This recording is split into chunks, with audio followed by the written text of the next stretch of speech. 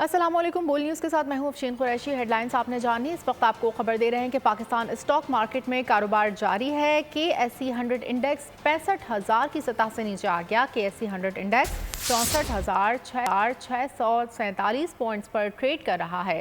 آپ کو Pakistan stock market سے کاروباری خبریں دے رہے ہیں۔ KSE100 انڈیکس 65,000 کی سطح سے نیچے آ گیا ہے۔ KSE100 انڈیکس 64,647 پوائنٹس پر ٹریڈ کر رہا ہے۔ مزید تفصیلات جانتے ہیں بول نیوز کے نمائندے کفیل احمد سے۔ جی کفیل احمد۔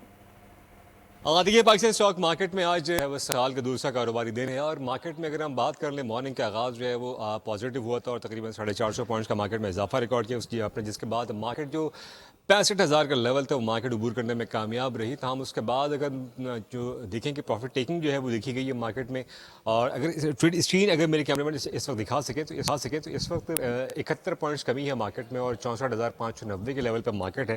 تو پروفٹ ٹیکنگ جو ہے وہ تھوڑی بہت دیکھی گئی، جس کے باعث مارکیٹ جو ہے وہ 65,000 کے جو لیول تھا اس سے نیچے آئی ہے۔ سیمنٹ اور جو ٹیکنالوجی کی اپنے شیئرز ہیں اس میں خریداری جو ہے وہ جاری ہے۔